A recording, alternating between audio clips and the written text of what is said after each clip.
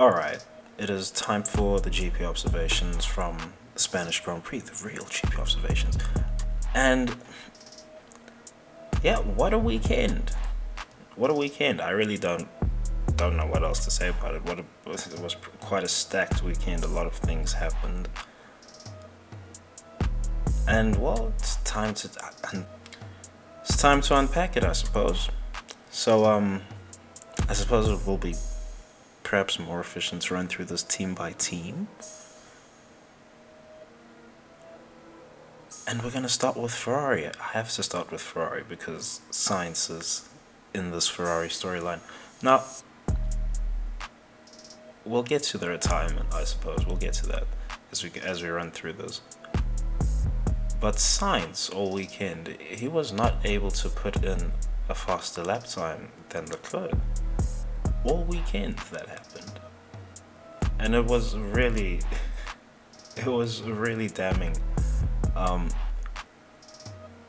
Was it in Q1 where he was just a few hundredths off and he still couldn't quite match Leclerc? And then in Q3, the final analysis, I mean, Leclerc was putting in some pretty crazy laps. I need to make that clear. Leclerc was putting in some pretty crazy laps over those qualifying sessions. Do I think Verstappen would have put in a faster Q3 time? I'm not too sure about it. I'm not too sure about it at this weekend. I do wish I got to see Verstappen's final run, but whatever.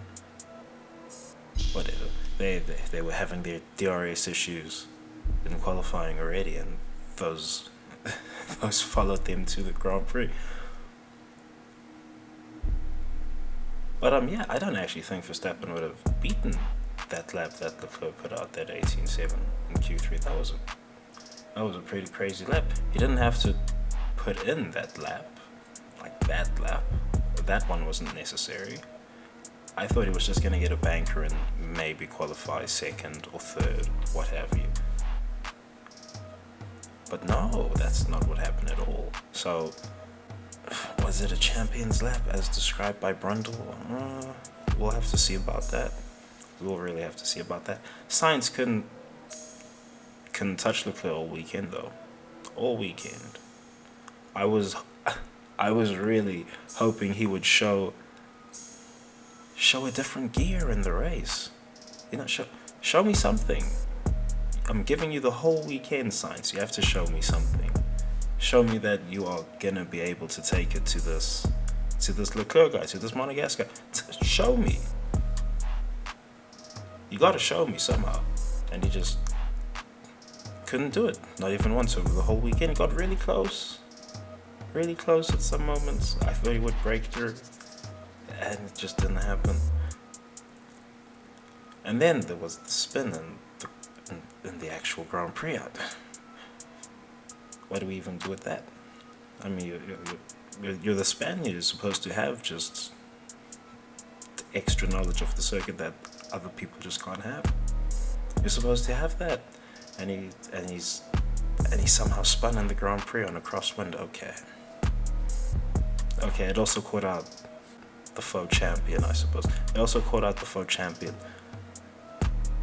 But I mean, the faux champion, he's kind of driving like a world champion in some instances here. So we can't really be doing that anymore. But it did catch him out as well. But it caught out Sainz? No, this is not your year, Sainz. And I'm sure Ferrari will be noting this internally. It's just not his year. Yes, Leclerc, the engine has gone pop, supposedly on its second Grand Prix. We will actually just have to see how that develops as the season goes. I suspect Canada, the Canadian Grand Prix, might also be a hot one. But yeah, it was a very hot Grand Prix. This was worth noting. I suppose it kind of shades a few observations over the weekend. But it was a very hot Grand Prix. The weekend in general was very hot. And some interesting things happened across the grid in the heats. But yeah, the Ferrari proved to not be bulletproof. That was really noteworthy. I mean, Leclerc's engine went pop in the Spanish heat, and with that engine going pop, it does. And Mercedes also had some heat management issues. It does now highlight that, okay, there is real reliability concerns across the grid for everyone. It's not just a Red Bull thing, although Red Bull just keep on having random issues left and right. At the DRS now, like, of all the things, they're frustrating they're frustrating the champion. But anyway, it was really a monster lap from Leclerc in qualifying. I can't state that enough. I don't think Verstappen would have matched that. I really can't state that enough. Monaco will be very interesting.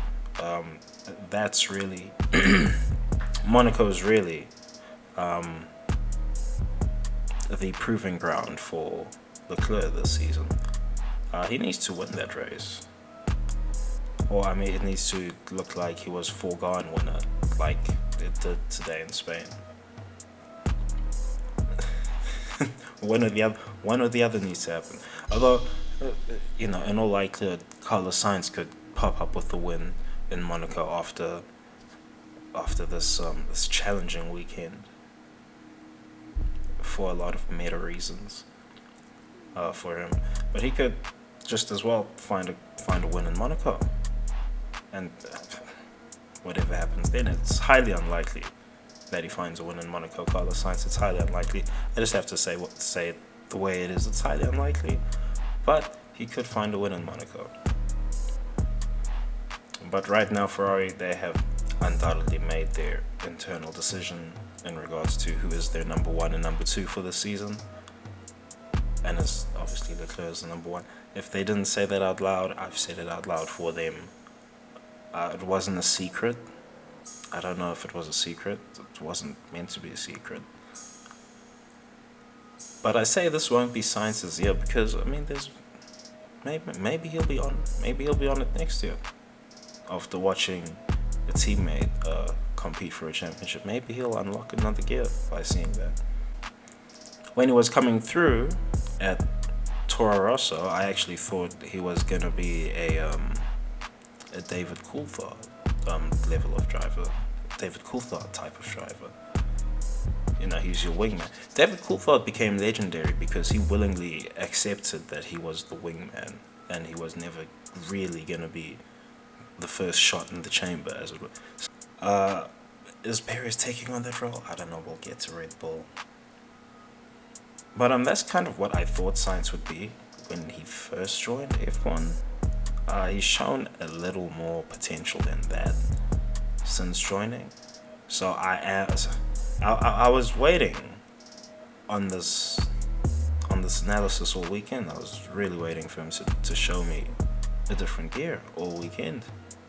Show me that you've got a gear that can break this Leclerc guy. Show me. And he didn't. Now, do I think Ferrari have the best car currently? Yeah, they probably do. They will have to get it more reliable in hot weather, but who knows? It might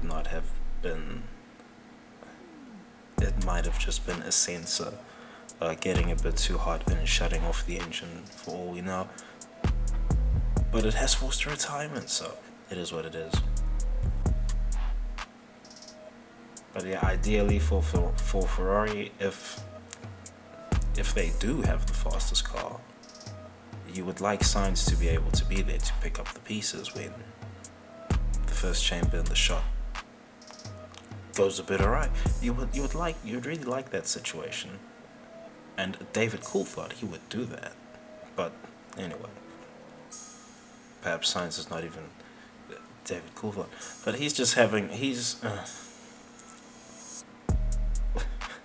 when Marco spoke about him, yeah, it got to him. Yeah, that was a critical hit from Marco. I don't think Marco actually wanted it to be that critical a hit, but that was a critical hit.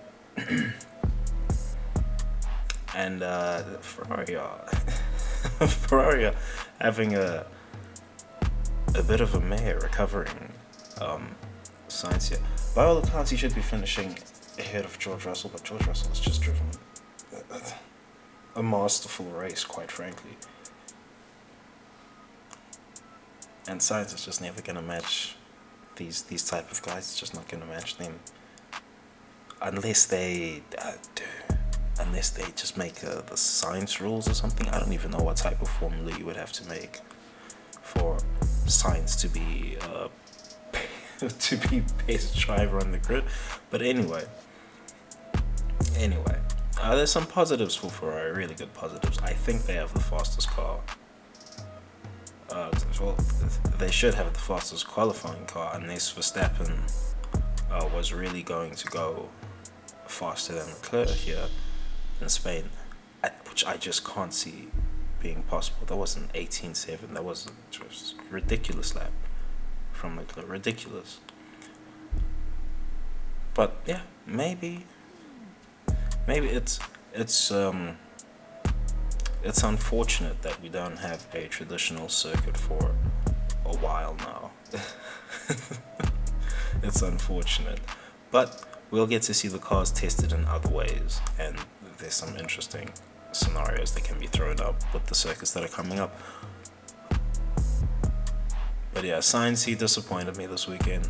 Really disappointed me. Should have been much better. Just should have been much better all around.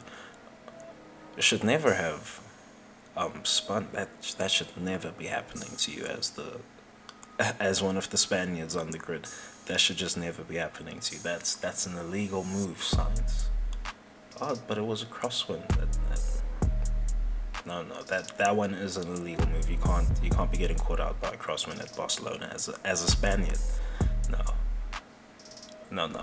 Leclerc, very unfortunate for the engine to let go. Very unfortunate, but he was on form. It's a good time to be on form. Yes, he did have the spin in qualifying. Is he at risk of doing something similar at Monaco? Yes, he is at risk of doing that. But I do, well, knowing his demeanor, I would assume that this crash in Niki Lauda's Ferrari at the Monaco Historique has humbled him a bit, at least around the streets of Monaco. Although it is problematic that it did happen at the one point of the Spanish Grand Prix circuit where you really can't just drive the car through here. You have to let the car drive itself. You have to underdrive in the chicane, and whoop, car goes round somehow. So it's interesting. It's an interesting setup for Leclerc right now. But Monaco, that was always going to be the real proving ground for him anyway. He has to win Monaco. If he doesn't win Monaco, I don't know. He's probably not winning championship this season. It is unfortunate that he has retired today. That is very unfortunate. It looked like a nailed-on victory. Nailed on. I don't know how fast... yeah, it would have all just depended on how fast Leclerc actually would have lapped, instead of how fast everyone else behind him lapped. Because it was really a foregone conclusion that he was going to win today in Spain, but anything can happen in F1. Oh well, I didn't want to set expectations ahead of this Grand Prix anyway. I had no idea what was going to happen. I do think it is a good advertisement for the regulations, how things played out. But anyway, that's Ferrari covered.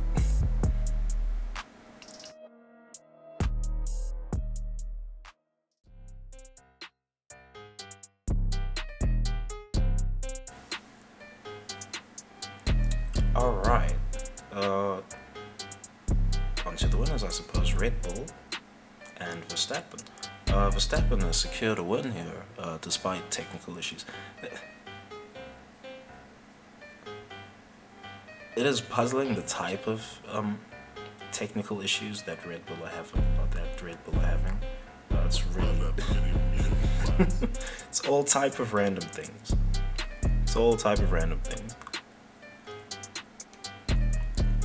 But Verstappen, he is driving through them anyway. He is securing wins. He is putting in monster drives.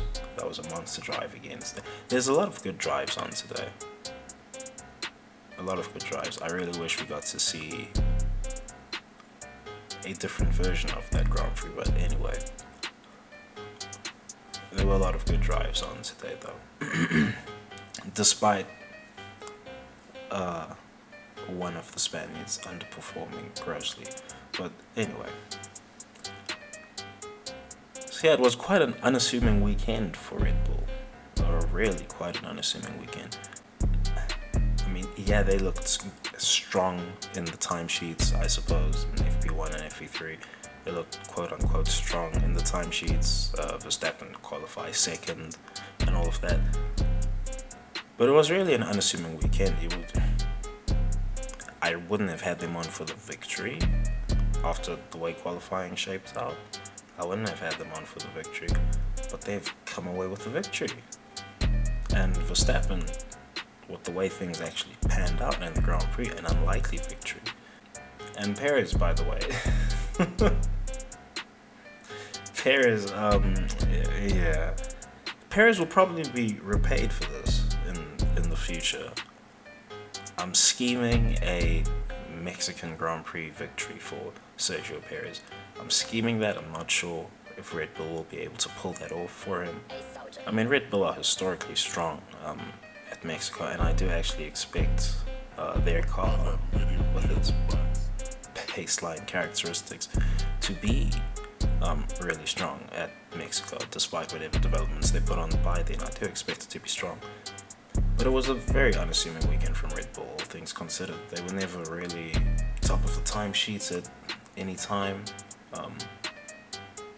throughout the whole weekend. I mean, Leclerc dominated the timesheets. It was a bit wild what he was actually doing over the weekend. But they even tested Yuri Vips and they sandbagged Vips. They will have to give him another run out somewhere, but yeah. It's a bit puzzling that they sandbagged him. I suppose, where would they give a rookie another run out?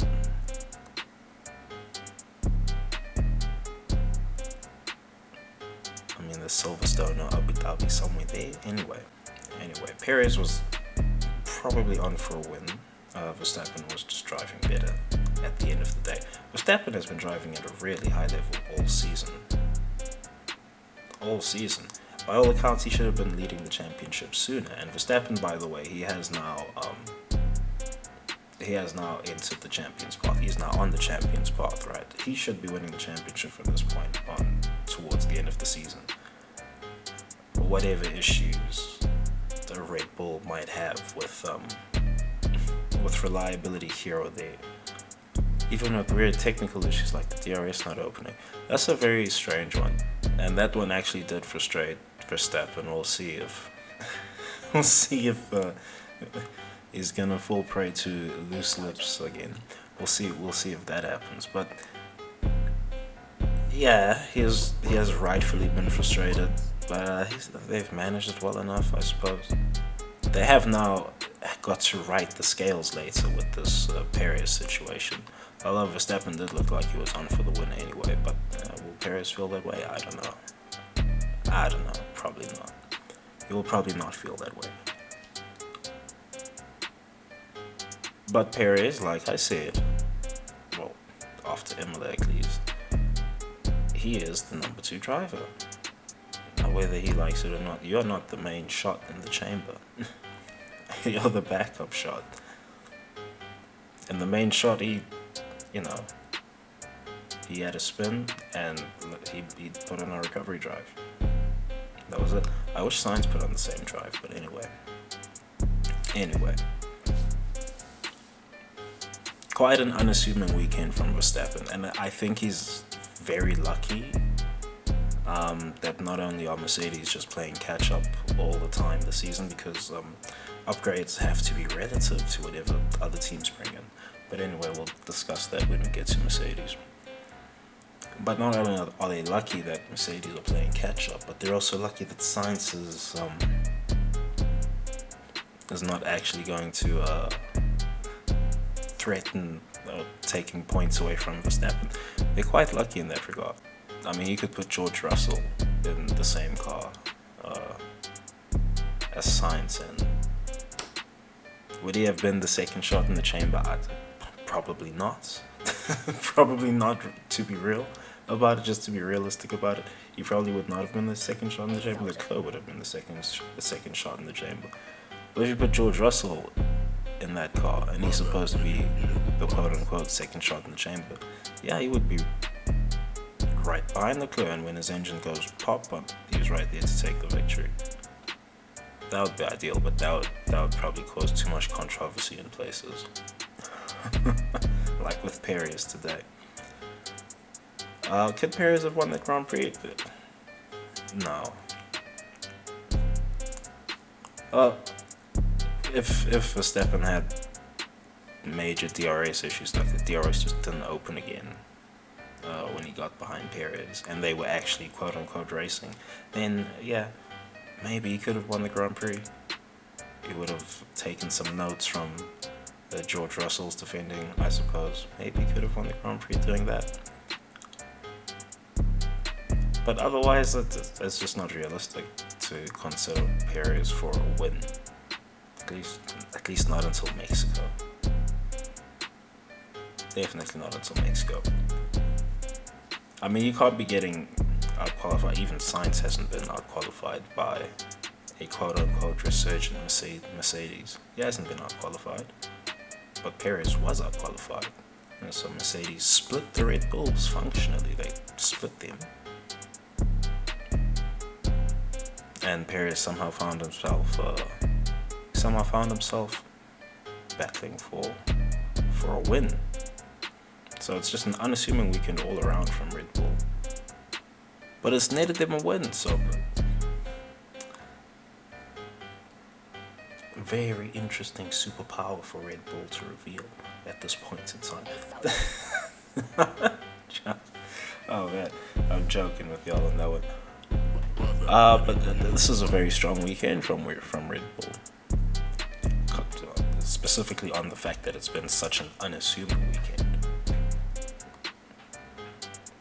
But I do think Ferrari definitively have the faster car. Well, they should have the faster car. Do they have a faster driver with Sainz? No. But they do have a faster car. Whose car will be more reliable in the final cut? We'll have to see. And we definitely have to see who wins in Monaco. I actually think Verstappen is favourite to win in Monaco. I'm not a betting man. I don't check the betting odds. If you want to check the betting odds, what the betting odds just tell you is who the people who don't want you winning money think is going to win. And they don't joke about the money. So I do wonder what the betting odds are. But anyway, for Monaco, that is. But anyway, onwards from Red Bull. Strong weekend, unassuming weekend. And they're going to be a very dangerous weapon at a lot of circuits. That Red Bull, that car, is going to be a very potent weapon at a lot of circuits. But anyway, next team.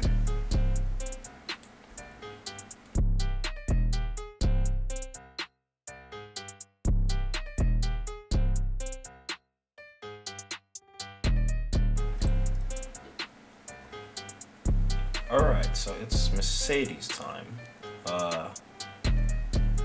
Have the Mercedes upgrades landed? Yes and no. I kind of want to see the car tested in more extreme environments. Luckily Monaco is up next, so we get to see what their highest downforce setup looks like. And if they have the highest downforce spec car, allegedly quote unquote, from the nerds, then they should be really good at Monaco, especially if their upgrades have landed. So we might see a Mercedes win in Monaco. Unlikely, still unlikely. It should be Leclerc's Grand Prix to win this Monaco one, but it is promising for Mercedes that they have seemingly provided a platform that is at the very least promising. You can throw some upgrades on this and see what happens. Now, allegedly, notes from free practice, they were testing whether they can turn the porpoising on or off in free practice 1. And allegedly they can, so... Well, porpoising on the straights at least, they're still porpoising in the corners, as noted by George Russell. I think that was after free practice 2. Mind you, the entire Mercedes team was smiling. Everyone was smiling after free practice 2. I think they knew then that, we might have found something real here.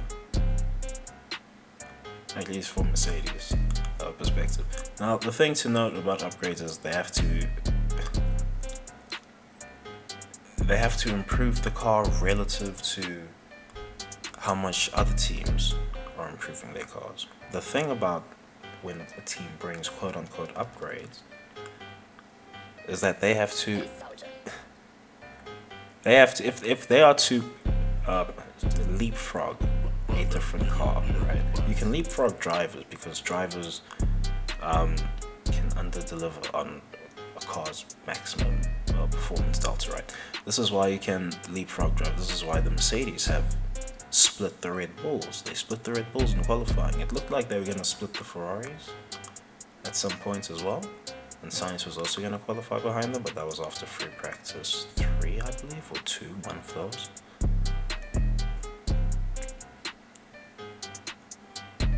But that's really where the championship is going to come undone. Because there's going to be some weekends here and there where Leclerc and Verstappen get split by the Mercedes. And those are going to be the most difficult weekends for the title contenders. Those are going to be the most difficult weekends. Because as demonstrated in the race, neither of the Mercedes guys is a pushover. So is the Mercedes car meta shifting? Yes, relative to the second drivers at Ferrari and Red Bull. Relative to them, yeah, it's meta shifting, but not relative to the title contenders, as it were. But yeah, it is meta shifting. They will be outright faster than the bottom 2 at some Grand Prix. Maybe some Grand Prix that I can, maybe in Azerbaijan. Azerbaijan will be a real test of the straight line porpoising fix. It really will. But maybe at Azerbaijan they'll be faster than the Sainz and Perez. Maybe in Canada. Mind you, getting into Canada is set to be an interesting Grand Prix. This wasn't something that affected Mercedes. We'll be talking about this later on as well when we get into Haas for this weekend. But it seems that F1 might have some brake issues right now. But anyway, that's for a different part of this video. Mercedes, yes, the car is meta shifting, not relative to the title contenders though. And it remains to be seen how many more upgrades Mercedes can actually bring. I am expecting Silverstone upgrades for them, major quote-unquote upgrades, and really we'll just have to see after that point, because I'm not actually sure what the economy itself is doing. The world economy is going crazy, but it's not really going that crazy. I don't know what's really going on, but anyway, a lot will depend on that. Who will and won't bring upgrades after Silverstone, but everyone should be bringing upgrades for Silverstone again. Will it be a weekend like this? I don't know. But yeah, we do actually have to talk about George Russell and the weekend that he's driven, because he's been faster than Sir Lewis Hamilton all weekend. And it's noteworthy because it's at Spain. So now it's noteworthy. Why is that? Because every driver should know this Barcelona circuit like the back of their hand. Quite frankly, this Catalonia circuit like the back of their hand. All your testing miles are here. even in junior Formula. Anyway, all your testing miles are here. So everyone knows the circuit that works for some drivers, not for others. It doesn't work for science. You didn't gain any type of extra esoteric knowledge by actually living in Spain, having easier access to the circuit. So it doesn't really fit for everyone, but yeah, every driver knows that circuit, perhaps the best. But yeah, it is noteworthy that George Russell has outperformed Sir Lewis Hamilton over the weekend through the free practices and sundry. I'm not really sure about what their race simulations look like. Toto Wolff has already spoken in posts saying that Sir Lewis Hamilton probably could have won the Grand Prix if not for this incident with Kevin Magnussen. I mean, it is what it is. It is what it is. That incident is just a racing incident. You could blame either driver pending whichever perspective you want to look from. I wouldn't blame Sir Lewis Hamilton personally. He was on the inside. The car washed out. It happens. I'm not really sure what Magnussen was expecting going around the outside. But anyway, everyone's race got ruined at the end of the day. But a really great recovery drive from Sir Lewis Hamilton, and a really perhaps a drive that answers some of the doubters of George Russell by George Russell. If that wasn't one for the doubters, I don't know what was. But anyway, Mercedes find themselves in a good position. They find themselves in a good position after Spain. I didn't expect the car to be meta shifting. It was significantly meta shifting, but not as significantly meta shifting as people will perhaps have wanted. Not as meta shifting as I would have wanted. Mind you, Ferrari have built a pretty genius car themselves. We'll have to look at them a little closer as the season goes on. But we will be making a science video later in the week anyway. But Red Bull seems to have the most adaptable car. Their car seems to be able to do it everywhere to the same level, with little hiccups, I suppose. The Ferrari, you give it a perfect circuit, and it might be the perfect car. Can Mercedes match this in the season? I don't know. They have a very ambitious concept. They seem to be unlocking some potential in it. Will they win a Grand Prix somewhere in the season? They probably will. Mind you, I do suspect Esteban Ocon will also be a dark horse for a victory this season, aside from the Mercedes boys. But anyway, will they win a Grand Prix this season, Mercedes? I think so. It will probably be...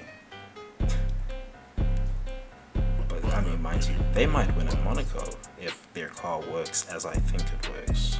But, what I think is probably wrong anyway, because I'm not a fucking engineer. But if their car works the way I think it works, then perhaps they might have the fastest car around Monaco, Mercedes. Who knows? I wouldn't put money on it, but who knows? Otherwise, I would look at Silverstone. I mean, they've got 2 British drivers, so something could happen at Silverstone. And it's another upgrade window, I suppose. I should call this thing an upgrade window. It's another upgrade window of the season. The budget cap, by the way, for people to understand how the budget cap works. The budget cap is just to stop teams bringing upgrades like every Grand Prix. It was that they had gotten to that point, right? Oh, we need an upgrade every race, different aero solution every Grand Prix. They had gotten to that point, and that was not sustainable, quite realistically. So they said, okay, stop that. Have your spares and sundry, but have have like, just planned out aero kits. They can do a lot of things. They can do a lot. You'll have your specialist aero kits, your Monaco aero kits. I can't wait to see what the cars look like in Monaco in their highest downforce spec. I can't wait for that. But you'll have some special kits like for Monaco, for Monza, your low downforce kit and all of that. And you'll work somewhere in between that. You'll find your happy mediums. But teams were getting a little insane with it. Oh, different aero kit for every circuit. And Red Bull, they were refabricating like entire wings for like millimeter changes and stuff. Anyway. So the budget cap, it's really to keep that type of stuff in check. These major upgrade windows, which I'm talking about, is something that I've kind of always wanted F1 to do anyway. But they're kind of doing it now through budget cap and just not saying it out loud. But the teams are going to run it this way anyway. So I'm expecting Silverstone, next upgrade window. Look out for whatever Mercedes do there. They might do something very interesting. If they don't win a Grand Prix by then that's the next window to perhaps shift the meter with this car. But anyway, really good drives by both the drivers. I can't overstate that enough. Really good drives. I don't even want to talk about them specifically in regards to what could have been with Sir Lewis Hamilton without the engine overheating and all of that. And yes, Mercedes have had cooling problems over this Grand Prix on both cars. Even George Russell will talk about cooling issues on his car. But this is something I expected from their car from the word go. It's more surprising that they both finished. And it's more surprising that we're only talking about this now in a particularly hot Spanish Grand Prix. The whole weekend was hot. I'm more surprised Red Bull didn't have an engine blowout. I'm more surprised by that, considering what's happened with some quote-unquote hot climates, I suppose. But anyway, it can happen anyway now, and that's good to know. Although Mercedes, it's surprising that they haven't had overheating issues at any other time of the season. That's more surprising than that they had overheating issues in a particularly hot Spanish Grand Prix. But anyway, and it was a particularly hot Spanish Grand Prix.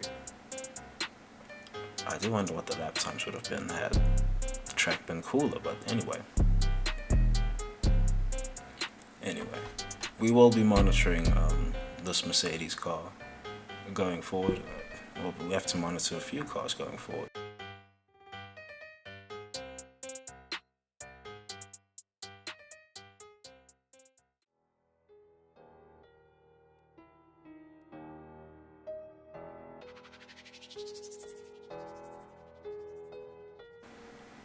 It's another mega drive from Valtteri Bottas.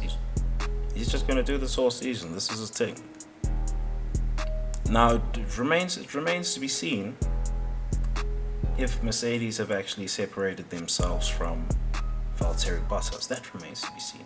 I don't think they'll have done so at every circuit. I actually expect him to challenge at both Baku and Canada.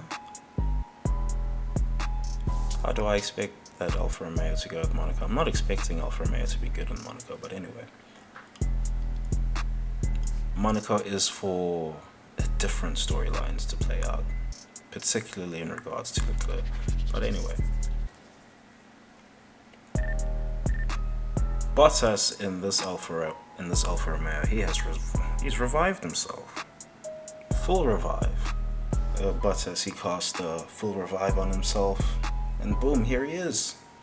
He's delivering, perhaps over-delivering in that Alfa Romeo. I'm really not sure yet. I'm pretty sure. I'm certain they brought upgrades for this weekend. They seem to have landed. I have to praise Bottas because I think he's over-delivering in the car, but now I have to question Guan Yu Zhou because I think he's under-delivering in the car. And I'm not sure where all these retirements for Guan Yu Zhou are coming from. It's really puzzling. I mean, yes, Bottas does have the engine go pop on Friday. Yeah, his engine went pop on Friday. But Guan Yu Zhou seems to have happened in consecutive races now. It's like every second or third race, he has to retire the car. He doesn't get to finish the race. So now I'm not too sure how to evaluate him. He missed his opportunity in qualifying. He should have gotten into Q3. Absolutely, I thought he was going to get into Q3. Guan Yu Zhou. I really thought he was going to make it happen, but didn't make it happen. Didn't grab the opportunity. Actually qualified 15th. I'm not sure if there was some issue that kept him relegated to the pits or something. Maybe the team was trying to fix an issue and they just didn't do it in time. Anything could have happened. I don't think that happened. I think he was just out on pace in Q2, but yeah, that was his chance to make Q3 and he didn't. Guan Yu Zhou. And then come race day, you think, oh, he's going to score some points. Didn't happen. There's too many monster drives around him. Retired the car again. Okay. Like, alright. It's difficult reading when Bottas is doing what he's doing. I don't think he has any right finishing that high up, Bottas. I think that car should be finishing like 8th and 9th regularly. So he's really doing some type of work with that car. He's got no right finishing that high up with that car. And Guan Yu Zhou, he is under delivering on that car. But anyway, it might just be that a lot of the mechanics the best mechanics in the garage are, well, I'm gonna go work with that Bottas guy because he's been around this F1 thing. Let's see what the maximum we can get out of this car is. It might be something like that. You might have something like that happening. But anyway, Guan Yu Zhou, he's just there to learn anyway. But he should be taking grasp of some of the opportunities, some of the moments that are passing him by. He should be grasping them a lot better. But we'll have to see how his season develops. He is the only rookie on the season. Lucky for him, there is man like Latifi anyway. Anyway, we'll get to Latifi as we get through this thing. But anyway.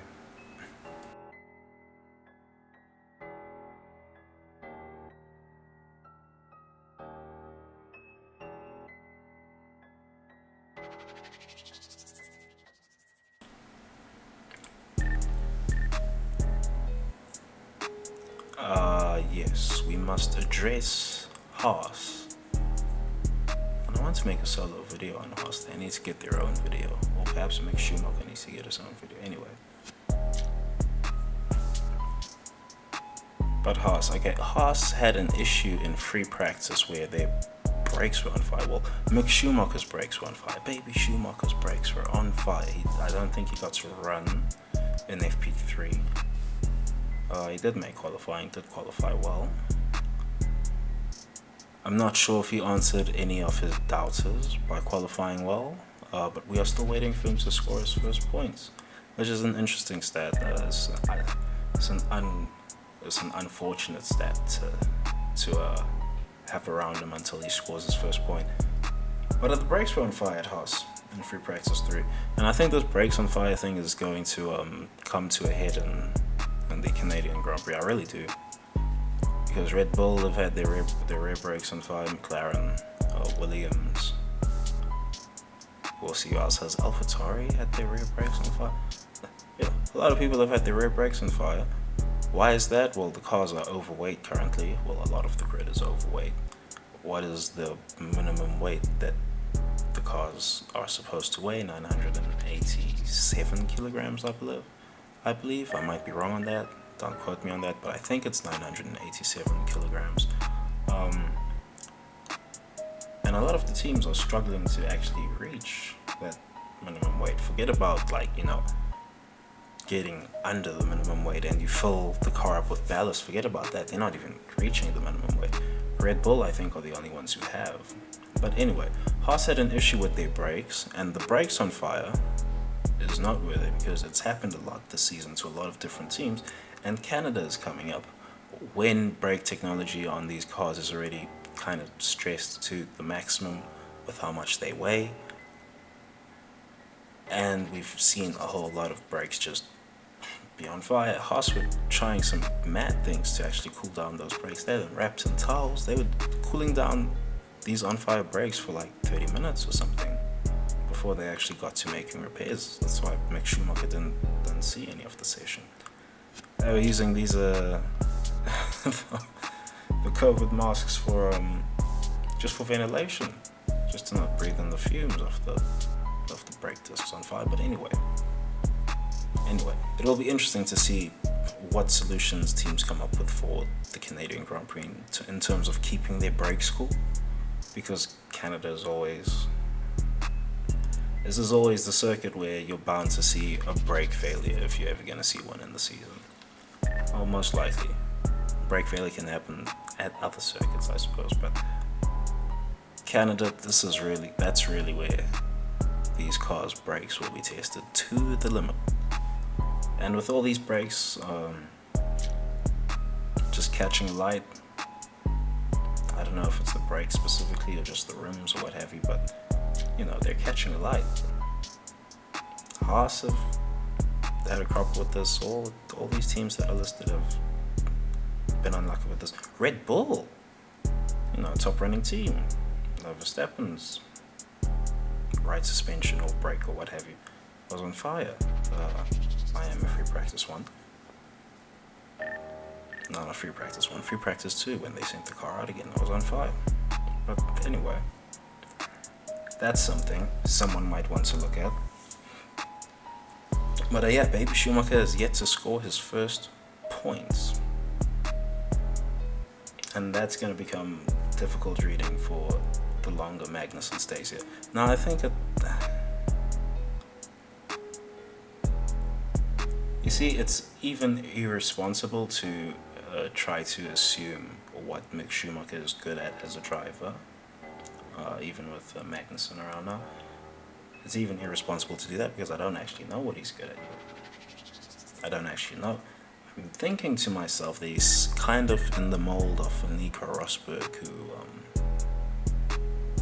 it's no value to him having a teammate who is slower than him. So he didn't learn anything actually racing against Mazepin. He didn't actually learn anything really. Why is that? Because he's kind of like a metronome, a human metronome. Well, Nico Rosberg is a human metronome. This is the likeness that I have for Baby Schumacher. And Nico Rosberg, he's a human metronome who doesn't know the human body's own limits. And he had a difficult time matching Sir Lewis Hamilton. He matched a depleted Michael Schumacher, Daddy Schumacher. He matched a depleted Daddy Schumacher like far easier than Sir Lewis Hamilton. But that was what Nico Rosberg was good at. You show him what the maximum is that can be done, and he will do that metronomically. And he's really precise with it. Now, I'm hoping Baby Schumacher has that same type of talent. Is he going to have that same type of talent? I don't know. I'm not really sure how to gauge him. Haas themselves say he's going to be a quote-unquote good driver. Whatever that actually means in their context. Is he going to score points? I guess so. Is he going to threaten for podiums? I don't know. But it is problematic for him that Magnussen has come in and he's shown that the car can do X, Y, or Z. And Magnussen, he's had his difficult Grand Prix today, his controversial Grand Prix. But he's still massively outperforming Baby Schumacher. And Baby Schumacher, this is the last season that he gets to quote unquote be a rookie. Now, I have this idea. It doesn't seem that commentary or even Haas have this idea. I'm not sure Ferrari would have this idea because he is a young driver in the Ferrari program. So I'm not sure Ferrari would have this idea about Baby Schumacher. But he's always struggled when transitioning formula. And if there's any a shift of regulations in Formula One's history that is like a formula change, that's these ones. It's these regulations compared to the previous regulation. And we've seen some very good drivers get caught out by the characteristics of the new cars, with Verstappen and Sainz just doing a spin at turn 4. Well, Verstappen not quite. Verstappen demonstrated why he is better than Carlos Sainz, by the way, with the way they handled their turn 4 their turn 4 spins or near spins. But anyway, Baby Schumacher, I'm not sure how to evaluate him. I'm not sure how much time to actually give him to evaluate him. It doesn't seem that Haas are giving him the change of formula, quote unquote, red jacket rookie season. Doesn't seem like they're giving him that. So they're expecting results from him now, despite the change of formula. And I'm not sure if that's actually the right thing to do. But anyway, perhaps I'm only saying that because it's Baby Schumacher. This is Baby Schumacher. You can't just usher him out the sport like that. Like, we had Bruno Senna in here. He didn't even do karting. Like, you understand. Anyway. Anyway. Oh, the things a name can get you. But I do ponder to myself if Baby Schumacher did perhaps answer some of his doubters after qualifying, because he got into the top 10. Somewhere I expected Guan Yu Zhou to get in with the way the Alfa Romeo was performing over the weekend, but Baby Schumacher, he got into the top 10, and Haas didn't bring any upgrades to the circuit. Why that is, I'm not sure. Maybe they're cooking upgrades for the Canadian Grand Prix or something. I don't know why they would do that. I suppose maybe, we're Americans, so we're going to bring upgrades for the North American Grand Prix or something. I don't know. Could be anything. It could be any daft reason like that, quite frankly. But they didn't bring upgrades, so the qualifying performance from the two Haas drivers was pretty good. You would hope that when they do bring upgrades, the car becomes a better race car, but will they actually do that? I don't know. The upgrades have to be good relative to what everyone else has brought by the time they do bring upgrades. So it's anyone's guess as to what's going to happen with Haas from here. But yeah, I guess that's all to note about Haas from this weekend.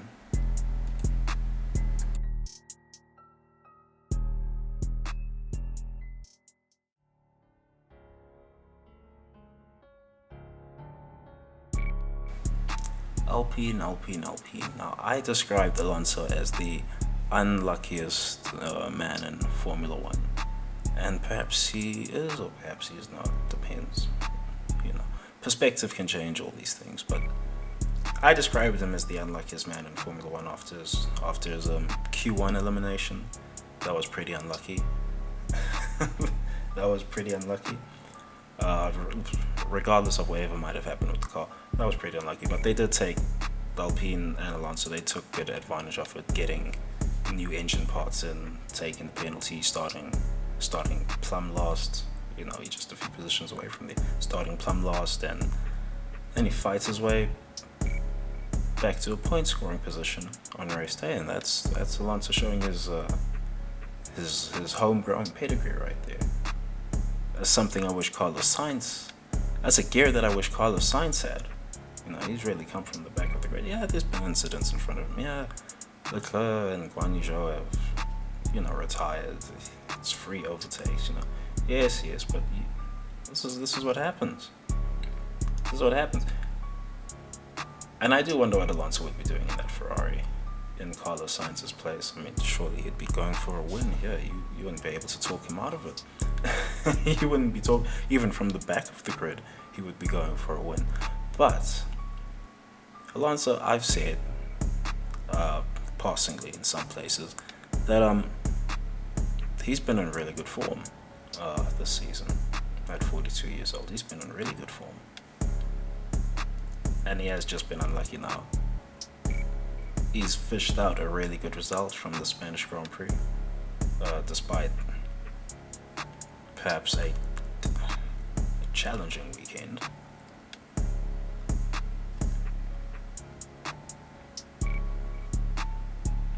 But yeah, this was probably what happened when he has just no luck.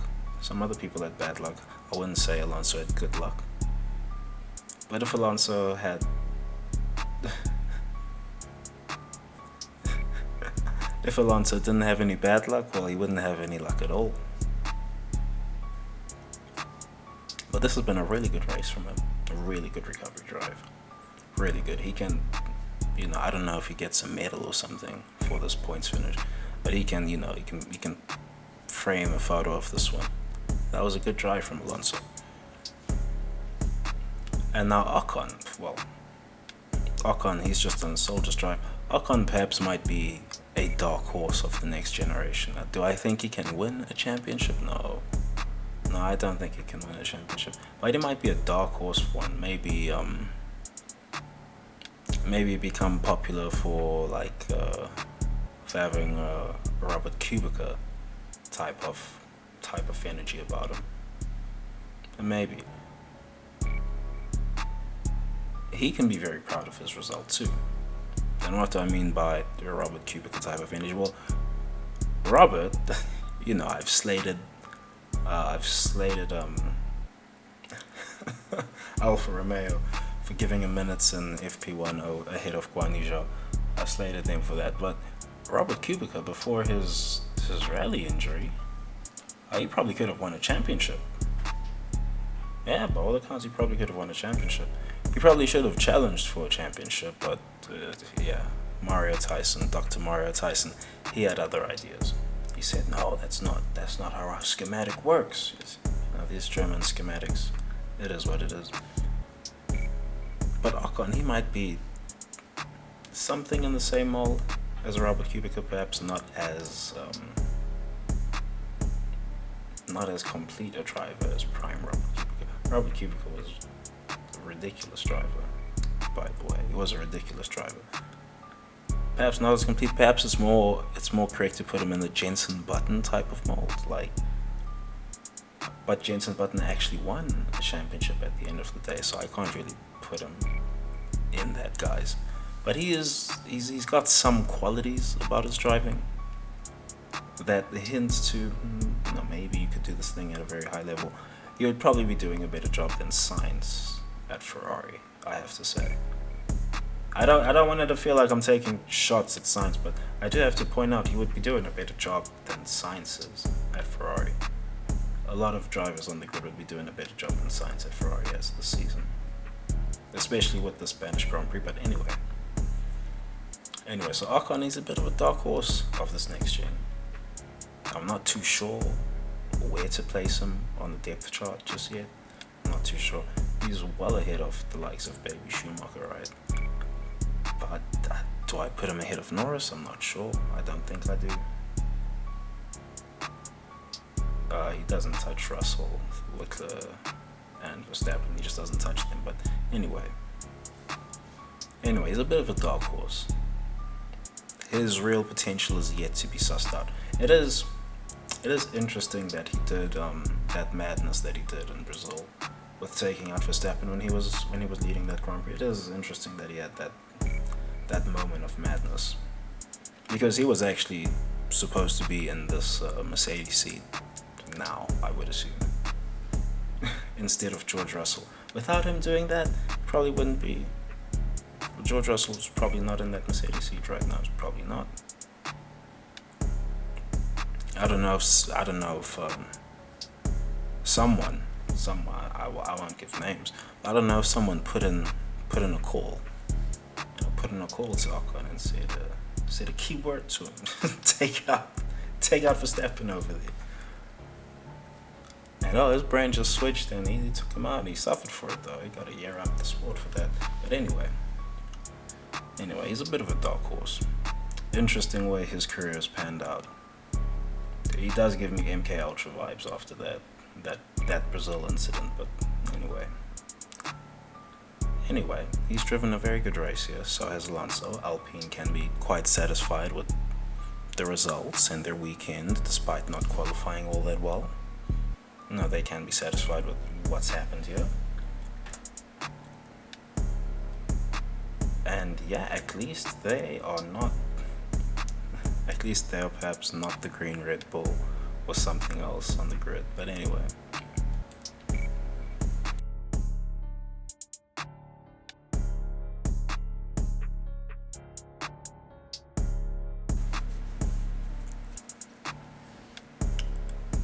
It's update time for the battle of the fates at McLaren once again, and well,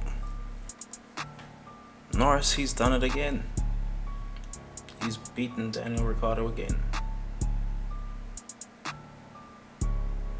And I would also describe McLaren's weekend as unassuming. I didn't expect them to actually get points, but after free practice I wouldn't have expected them to get points, but here they are. They've gotten points. Ricciardo has qualified pretty well after Saturday.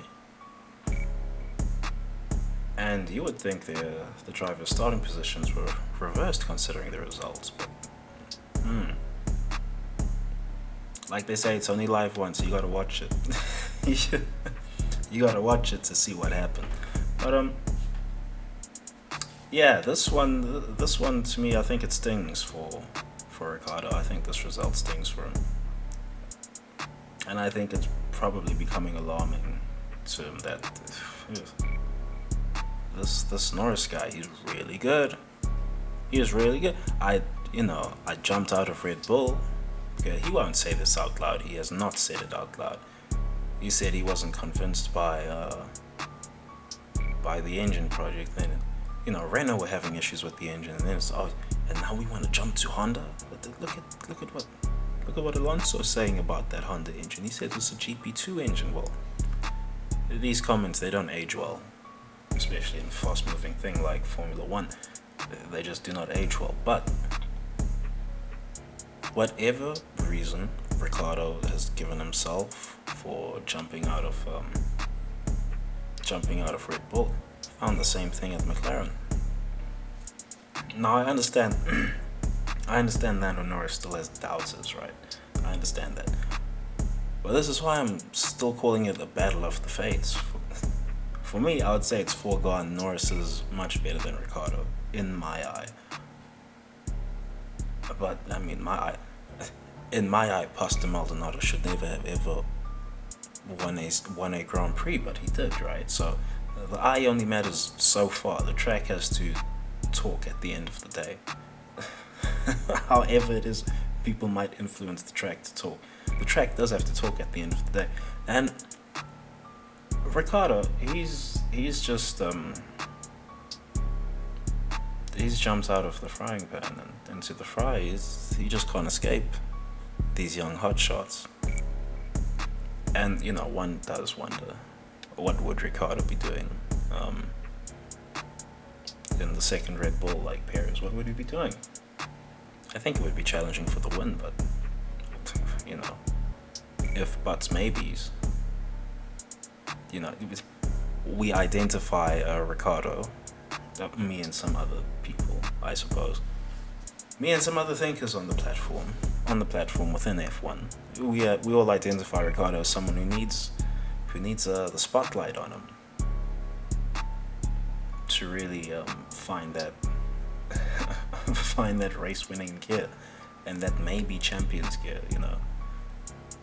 He kind of needs the spotlight on him for that, and you're not really gonna get that McLaren will. You would get it in a different era at McLaren, but not with the way Formula One has evolved since. You just wouldn't get it. You just wouldn't get it today.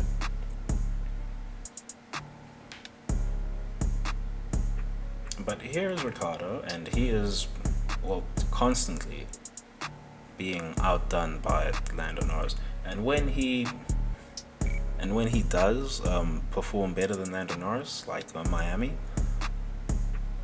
it doesn't really matter in the end result, because why? Because they were out the points anyway.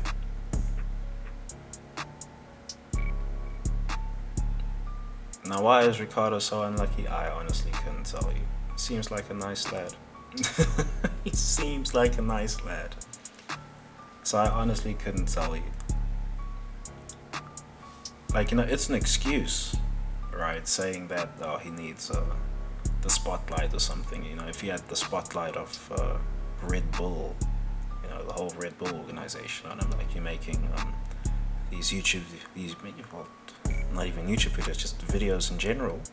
They might play on TV, they might not. If, doing like some extreme sport, you're racing a swamp buggy or something, like Tsunoda's getting to do with Verstappen, you would have the spotlight on him. And the Red Bull fan base is pretty large. It's a pretty large fan base. Of course, there is the Dutch fan base that follows as well, that's following Verstappen, but the Red Bull fan base is pretty large.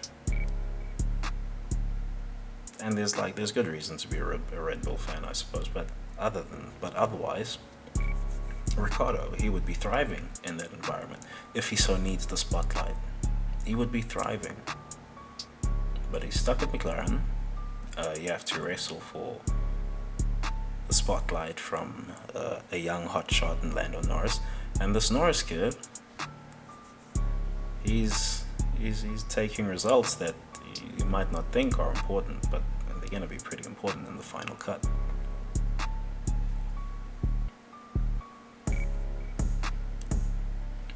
So yeah, did McLaren bring upgrades? I believe they brought upgrades. Another unassuming weekend from them. I would not have expected this finish from Norris. I do still lean into this plug and play formula narrative of the season. I think they'll be strong somewhere else. Maybe Mercedes are strong. Not Mercedes. Maybe McLaren are strong in Baku or Canada. They'll probably be strong at one of these circuits. Something a little untraditional, a circuit with a few odd quirks about it. Nothing too niche like a Monaco, but Baku, or in terms of upcoming Grand Prix that are coming soon, Baku or Canada, I can see McLaren finding a good result there. Whatever a good result means, maybe a podium. And it'll be very interesting to see what the Battle of the Fates looks like then. It will be very interesting to see, because I don't know, there's a lot of chatter on the webosphere about Ricciardo. Ricciardo is heading towards retirement and all of that.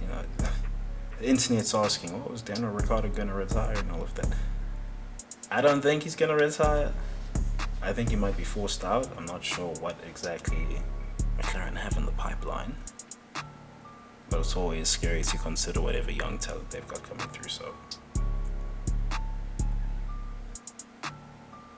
it'll be interesting to see which young driver McLaren put in for their mandatory 2 shots over the season of deploying a young driver in free practice sessions. It'll be interesting to see, but otherwise, that's McLaren Battle of the Fates update.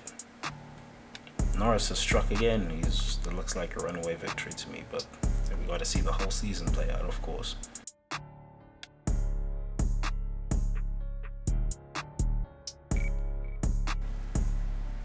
On to Alphatauri. I don't think there's too much to note about Alphatauri, but Yuki, he is a different driver to what he was last season. This is perhaps the silver lining for Guan Yu Zhao, and perhaps why there are larger question marks around Baby Schumacher. But Yuki is a completely different driver to who he was last season. Completely different. Wouldn't even believe it's the same guy. Of course, everyone still makes the short jokes. It is what it is. I mean, look, in Formula One, it's actually advantageous for a driver to be shorter. I mean, your center of gravity is in the more controlled space. You don't have dangly legs or something. So George Russell, him being tall, and Ocon being relatively tall, and all these guys who are kind of tall compared to the regular short build for elite racing drivers. It's a little interesting what they're doing. A little interesting, but Yuki being short, that's a good thing. I mean, you got your David Coulthard and your stuff. They'll crack jokes about it. Everyone will crack a joke about it. But I mean, the engineers, They're loving it, quite frankly. And Tsunoda is enjoying the gains of, of just how he fits into the car, just as the way it is. And he is a different driver this season. He's nowhere near what he was last season. I mean, it took a few races to really come alive, but Red Bull powertrains were having their own issues to start the season. So, yeah, who knows what he might have done in Jeddah. But just like Alonso's been unlucky. Tsunoda's perhaps been unlucky in some instances, but he's gotten results. And now Gasly, I don't know what exactly to make of Gasly. I gather a lot of people are big fans of Gasly. It's not that I dislike Gasly or anything, it's just that I don't think he would fit anywhere in this F1 space. I'm not really sure which Formula 1 team would take him right now. I'm not sure which Formula 1 team would have taken him before. To me, he looks like someone who would have a good WEC career. Marco seems to scout a lot of drivers that end up going to WEC. Why is that? Anyway.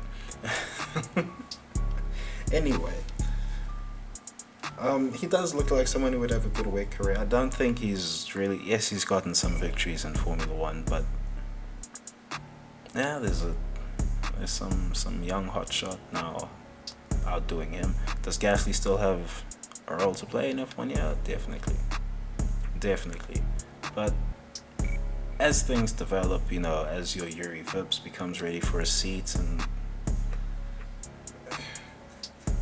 whoever else Red Bull might have in their young driver academy, but as these young drivers get ready, Gasly is going to come under a little more pressure. Especially with Yuki actually collecting results right now. Especially with Yuki being transformed from whatever he was last season. He's transformed. Whatever they have him doing in the back, with the trainers or whatever, or with a driving coach or what have you, it's been transformative for Yuki so far. And whatever Yuki himself has himself doing, maybe he took up yoga or something. Well, it's proven transformative so far. And I was expecting his Imola results to be a bit of a flash in the pan, but it's proving not to be for Yuki Tsunoda. But anyway, I don't think there is any type of battle of the fates going on at Alphatauri. I don't believe so. I do think Gasly will probably still be there again next season, and then maybe he'll run down that contract. And will someone offer him a new deal somewhere after that? I don't know. Maybe Alfa Romeo, who knows? Depends what Alfa Romeo becomes. Maybe when Audi come in, or maybe Alfa Romeo will get the Gasly and have Bottas and Gasly and make a purchase more appealing, I suppose, to an Audi. Who knows? Anything could happen. I'm thinking of ways Audi could come in and affect deals this way and that way. Do I think they'll actually do so? It remains to be seen. Really remains to be seen. But there's some interesting pieces in play. But anyway, Alphatauri, did they bring upgrades? I don't think they brought. Even if they did bring upgrades, it wasn't anything. No one else's upgrades were particularly meta shifting, aside from Mercedes' upgrades, perhaps Ferrari's upgrades, and Aston Martin. Those are perhaps the only teams who had quote-unquote meta-shifting upgrades. Everyone else has had upgrades that keep them relatively where they are. Gaps might be a little closer, but it is what it is. And Haas notably didn't bring upgrades. When they will bring upgrades is anyone's guess. But anyway.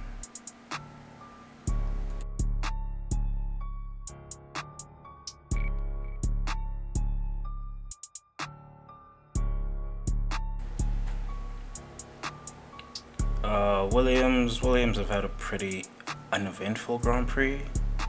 I mean, if you're on Latifi watch, then I suppose it's been eventful because he's finished ahead of his teammate. Albon says he was having tire degradation issues, and he said even just getting to the grid that his tires were starting to die on him. So, yeah, Albon had tire issues pretty much all race. Tried a 4-stop on him or something, didn't work. Latifi, I don't know what he was doing, probably just driving within the car. And yeah, look at that, it netted him a result. I wouldn't put too much stock into it. I mean, yeah, I guess some people might find that harsh or something on Latifi, like, oh, look, he's really done it against his arguably more experienced teammate on a track where all the drivers are supposed to have maximum circuit knowledge, Spanish Grand Prix. And if Russell gets all this credit for it, why not Latifi? Well, it's not like Latifi has had to race against Albon or something. Albon has just had his own issues, and here's Latifi by hook or by crook, just getting a better result. So I'm not gonna put too much stock into this result. It's just not. It's not a worthwhile data point, and there's a lot of good data points from this Grand Prix that I don't really see a need to involve that one. The only worthwhile data point coming out of Williams is the Nick de Vries thing. That was the only worthwhile data point. What exactly that means for Latifi going forward, I don't know. Perhaps the Spanish Grand Prix was him pulling the finger out of it after getting embarrassed by Nick de Vries in F1. Who knows, maybe. Anything could be possible. But otherwise, it's just... Latifi finished ahead of Alex Albon. Oh no, what about all those narratives? He's got to get somewhat consistent with it, and I just don't see him doing that at all. It's a very hot day in Barcelona, as noted on some other observations, and yeah, Albon was just unlucky in the heats. It happens. Latifi, whether he's driving within the car or whether he actually found some pace or what have you, it's not really relevant until he replicates that at another Grand Prix, and Monaco is just not the place for it. Could he do something at Baku? Who knows? We'll see.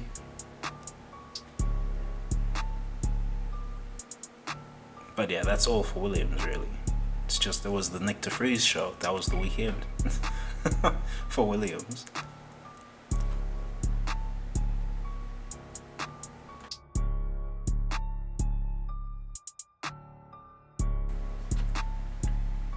And now to deal with the green Red Bull.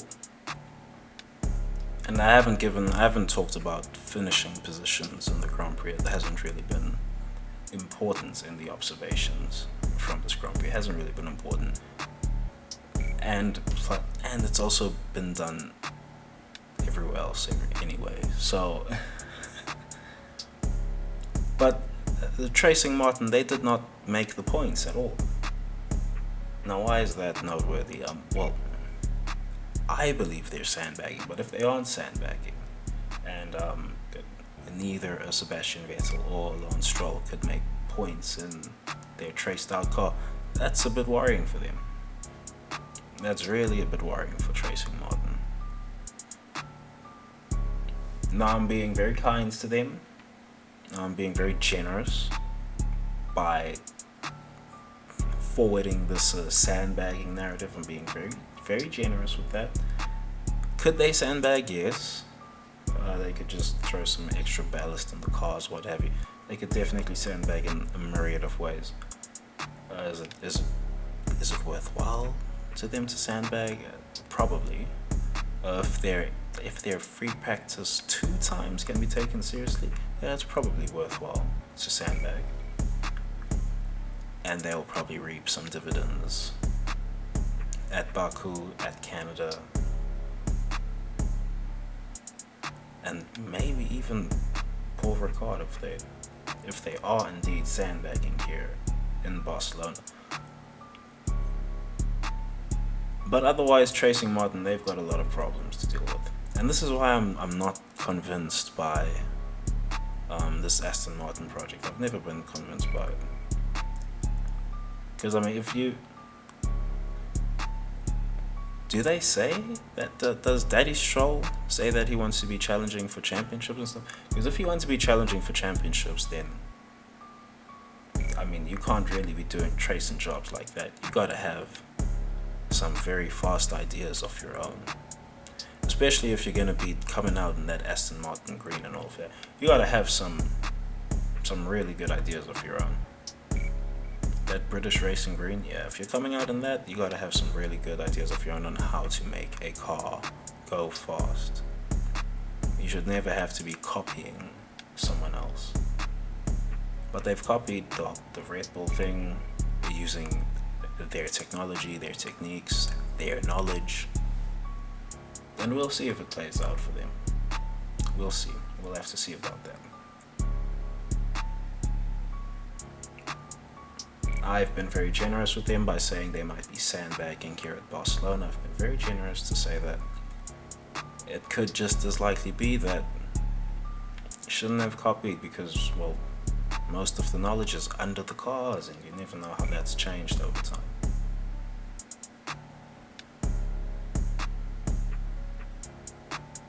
But yeah. Interesting decision by Tracing Martin to do a trace job. An interesting result for them considering what they looked like on Friday. And you ever played Need for Speed Most Wanted, PS2 version or something? You know when a car gets a lot of heat on it, right? And then you gotta put that car away for a bit. Just slide it to the side. Use some of the other cars. Let the other cars get some shine for a bit. And that's kind of what it feels like has happened with the screen Red Bull. It's kind of what's happened with it for me. How the car was getting too much heat, especially after free practice too, where halfway through the session, boom, there's a green Red Bull on the top of the timesheets. What's that? Why is that happening?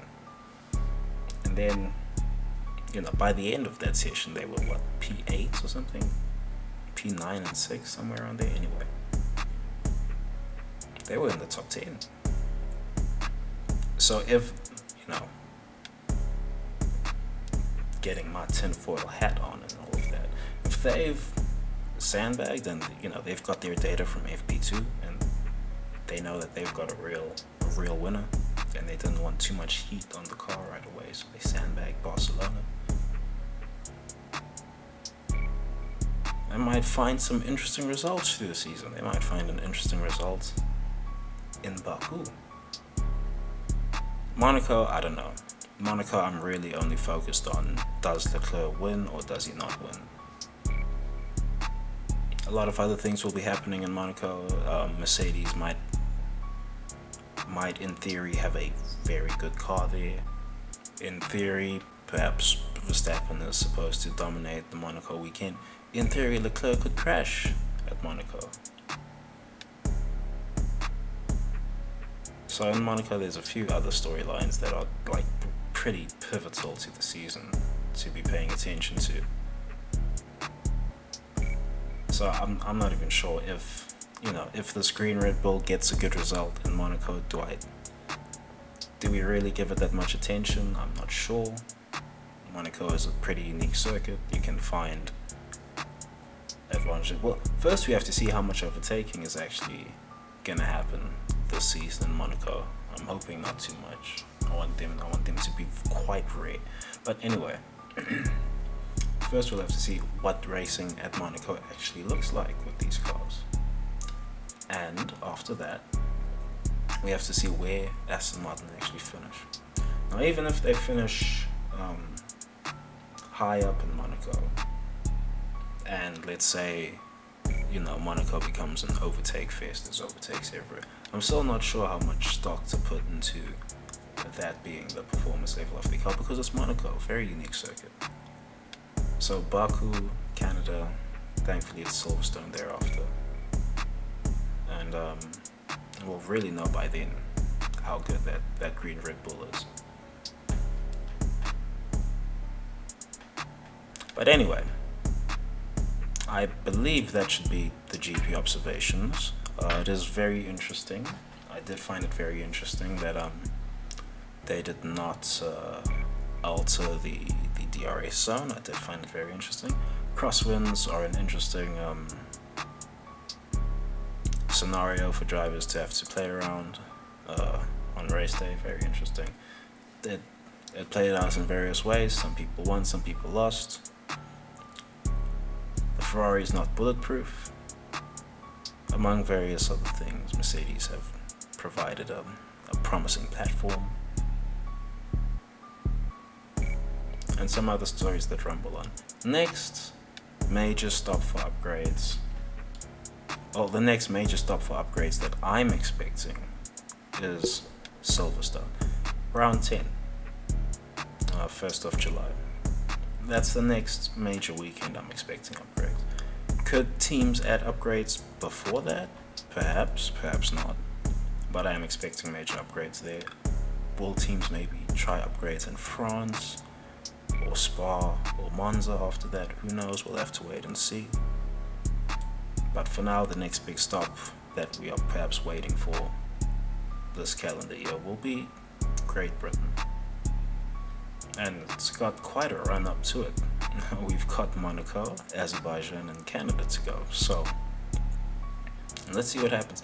Alternatively, if teams do not bring upgrades to Britain, then there's just as likely Austria or just as likely Paul Ricard. They can do it anywhere there. When do I think Haas will bring upgrades? Because they did not bring upgrades to Spain. I couldn't tell you. I would say Azerbaijan, but I don't know why they would do that. I could say Canada, and it would seem a little silly for me if they do actually do that. Oh, because it's North America now. It would seem a little bit silly for me if they did actually do that, but who knows? They could just be delaying upgrades until Britain wholesale. But anyway, that's been the GP observations. Yeah, peace.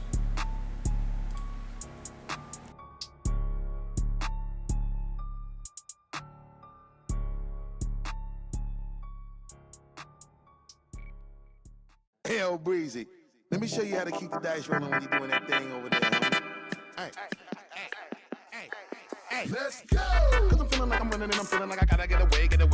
Better know that I don't and I won't ever stop. Cause you know I gotta win every day. Go! See, you really wanna pop me. Go! Just know that you will never flop me. And I know that I gotta be a little cocky. Go! You ain't never gonna stop me. Every time I come a nigga gotta set it, then I gotta go and then I gotta get it, then I gotta blow and then I gotta shut it. Any little thing a nigga think that he be doing, cause it doesn't matter, cause I'm gonna dead it. Then I'm gonna murder everything and anything about it. Boom, about a bing. I gotta do a lot of things to make it clearer to a couple niggas that I always win and then I gotta get it again and again and again. And I be doing it to death and now I move a little foul. Nigga better call a rap and everybody know my style. Niggas know that I'm the best when it comes to doing this and I be banging on my chest and I bang in the east and I banging in the west and I come to give you more and I will never give you less. You will hear it in the street and you can read it in the press. Do you really wanna know what's next? Let's go. See the way we on it and we all up in the race and you know we gotta go and try to keep up with the pace and we struggling and hustling and set it and to get it and we always gotta do it, take it to another place, gotta taste it and I gotta grab it and I gotta cut all through this traffic just to be at the top of the dome, but I know I gotta have it.